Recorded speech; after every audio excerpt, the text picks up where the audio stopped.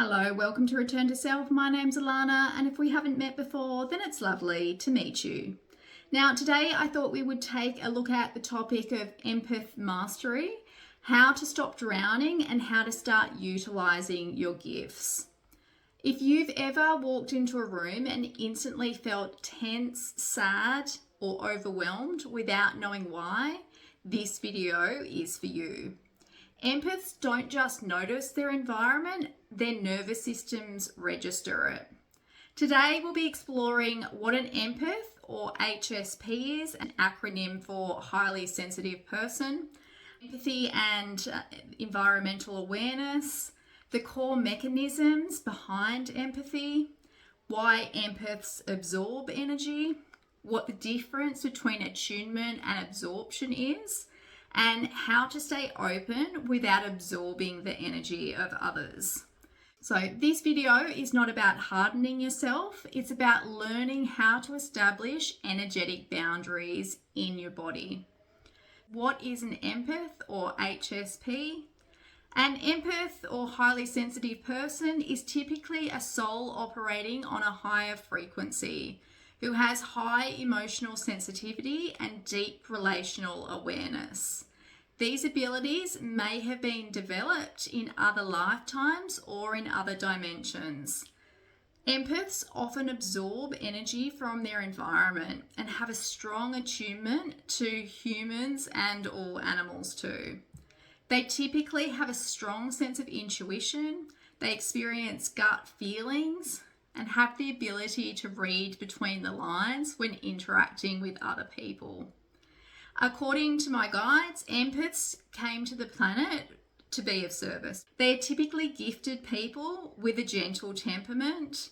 Empaths use to further develop their abilities and support others along their healing journey towards self-empowerment. It's often said that childhood trauma fosters hypervigilant empathy. For people that do experience trauma and have a gentle temperament, their extrasensory abilities develop as a result of their need for safety. Empathic gifts may be a survival strategy, developed from a young age as a means of self-preservation. Unfortunately, empaths are frequently told by those around them that they are too sensitive. However, this isn't necessarily the case. Empaths are like sponges. Similar to a canary in a coal mine, they can register danger and subtle changes in their environment well before others do. This is because empaths are able to track subtle changes. This is often an unconscious attempt to regulate themselves by regulating other people and their environment. The fact that empaths have a tendency to absorb more energy than others is what actually makes them appear to be overly sensitive. Interestingly, highly sensitive people and those with diagnoses such as ADHD, borderline personality disorder, complex post-traumatic stress disorder, and autism often share overlapping traits involving emotional sensitivity, sensory processing issues, and a heightened nervous system reactivity, which in turn can lead to heightened extrasensory perception in HSPs. While being an HSP or an empath is a trait and the other are diagnoses, they frequently co-occur together. The next topic is looking at environmental awareness, what's really happening. Empaths don't just observe their environment, they actually co-regulate with it.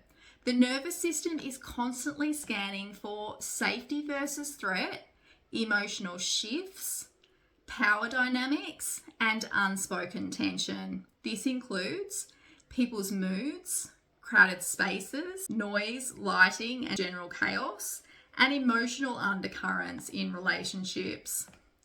For empaths, awareness occurs in the body first and then in thoughts if it's made conscious. Basically, empaths absorb other people's energy when self-presence drops below attunement. In other words, when you're not in your body, your system uses other people as a reference point. It's kind of disembodied tracking. When you compare the two states of absorption and attunement, absorption occurs in the body and feels like low interoceptive awareness. It feels like a nervous system in a constant sense of threat or appease mode. Some of you might recognize fight, flight, fawn responses and things like that. And it also appears as weak boundary signaling at a sensory level. As a result of this, other people's emotions register as yours. Exhaustion, confusion, and emotional hangover are common. And people choose to absorb energy because it makes people feel safe. It can reduce conflict, which is important for social harmony and things like that. It may also develop because it's a way of earning some form of approval or love. Without embodiment, the nervous system can't differentiate self versus others. Absorption is learnt and not innate. In terms of attunement, you can sense you're in attunement with someone when you can sense what's happening. You are able to stay grounded in yourself. You can respond to somebody from a sense of choice. There's a clear sensation of embodiment. Feel yourself present in your body. You might be aware of your breathing and how comfortable or uncomfortable you're feeling. It appears as nervous system anchored in safety. This means that you are more likely to feel safe when you're in a state of attunement. You're also more likely to feel regulated and have a sense of feeling separate to other people around you. And as a result of using attunement rather than absorption, you sense others without internalizing their energies. Emotions pass through you, not into you. Empathy remains clean and information-based. There should be a lot of clarity in an attuned state. Why empaths get overwhelmed. Empaths often struggle because boundaries were taught as abandonment or danger. Hypervigilance became normal and awareness was tied to survival. When you develop this kind of system, your body constantly stays in a state of monitoring. You feel like you're emotionally responsible for others and you over-identify with the environment. Over time, this leads to fatigue, anxiety, shutdown or resentment, and a loss of self-identity as well, which can be quite a struggle for a lot of empaths. The missing link, boundaries are sensory and not mental. So most empaths try to protect themselves using things like visualizations, cognitive boundaries, spiritual shielding, and things like that. But these fail when the body is offline. Embodiment protects us because the body knows where it starts and where it finishes. Sensation creates distinction, so you can feel yourself as being separate to somebody else. The nervous system recognizes this is me, this is my energy, this is my emotions, and this is somebody else's. Why do empaths absorb when they are under stress? Under threat, their attention moves outwards. Their muscles might collapse or freeze. Their interoceptive abilities start to drop, and their empathic sensitivity becomes hypervigilance. Absorption spikes when you're tired, when you're triggered, when you're in conflict, and when you're around dysregulated people. And that's not because you're weak, it's because a part of you has disassociated. But how does your sensitivity become a strength rather than a burden?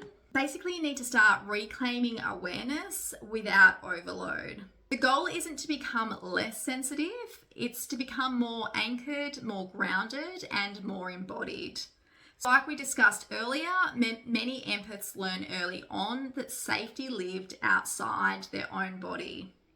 Absorbing energy once meant feeling too much, being targeted, shamed, or overwhelmed, and having needs that weren't met. Nervous system adapted by leaving the body, tracking others instead, and prioritizing attunement with others over attunement with self. Embodiment isn't a skill you failed to learn, it's a capacity that wasn't safe for you at some stage in your life. These are some practices that can help you shift away from absorption into a sense of attunement. You can do little micro practices, things like checking in with any sensations and things like that you might be feeling. There could be feelings of anxiety. Your body might be experiencing a sensation of heat or feeling very cold or something like that. Maybe your body's feeling really uncomfortable because you're around somebody that doesn't make you feel safe. Becoming really aware of this, of how you do feel in relation to others, is really important. Asking yourself, what part of me is leading here in this moment? Is it my mind? Is it my heart? Or is it my body? You don't have to fix it. It's just the noticing that's important. Another thing that you can do is to name the boundary internally. So if you're engaging with somebody and you start feeling some sort of feeling of sadness or something like that, that you are aware isn't yours, you can repeat to yourself things like, this emotion is present, but it's not mine. Daily embodiment anchors, noticing the weight of your feet on the floor, the pressure of your back against a chair, temperature on your skin, or the rhythm of your breath without changing it. The next one is to build edges. Embodiment needs boundaries. So empaths struggle to embody because they have porous edges. To help with this, you can imagine a gentle outline around your body, light muscle tone, slight engagement, not tension. Placing a hand on your sternum or on your lower belly to claim space. You can also use physical grounding exercises like your feet on the floor, pressure through the legs, and slow exhales. You can separate responsibility from awareness. You can practice noticing emotions, sensations, and things without fixing them. You can care about other people's emotions without carrying them for the person. You can slow the system by going inward. This is a really important part of identity development too. If your nervous system is activated, embodiment feels like danger. In order to get yourself out of that fight and flight sensation, it's really important to regulate yourself first. You can do that by orientating yourself to a room. You can choose 3 neutral objects in a room and tick them off in your mind. You can try gentle movement. That might be rocking, stretching, walking, self-soothing exercises. You can also try breathing. So long exhale breathing can be a good one. You don't want to be forcing it. Once you feel like you have regulated, you can then drop into your body. You just don't want to force it, because by forcing it, your body will freak out and do anything to avoid it. So it's just being really gentle with yourself through this process. You can also practice reclaiming agency through choice. Many empaths have lost trust in their body because choices were overridden. So that might mean that boundaries were trodden over, you weren't allowed to express yourself and those sorts of things. And you can overcome some of these problems that you may have experienced in the past by very slowly starting to re-embody yourself through tiny choices. This can be things like, I choose to sit, stand, or move. I choose how close I am to somebody, and I choose to pause or to speak and things like that. Agency is embodiment in action. You can also work with the parts that resist embodiment. If embodiment feels foggy, heavy, or frightening, a certain part of you is protecting you. So instead of pushing, you can ask that part, what are you afraid of? And what would happen if I did choose to stay in my body? Then you can thank the part for keeping you safe and negotiate seconds. So you can ask that part of yourself, do you mind if I stay in my body for 10 seconds? And because it's not a permanent state, that part of you might be more willing to slowly allow you to come back into your body. The emphasis is always on safety first. You don't want to be pushing or forcing anything. You can also use relational embodiment. So some empaths embody more easily when they're in contact with people who are a safe presence. This might look like eye contact with a trusted person, a pet's steady contact, a therapist or a body practitioner or something like that. It could even just be imagining somebody supportive of you during meditation and things like that.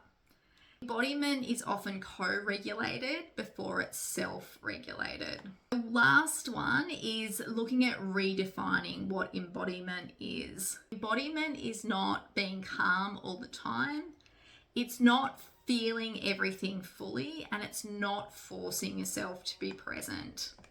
Embodiment is actually staying with what feels tolerable, feeling without flooding, and being inside yourself without abandoning that connection. And this is how we can turn empathy into a strength. When regulated, empaths become deep listeners, skilled healers, wise observers, and emotionally intelligent leaders.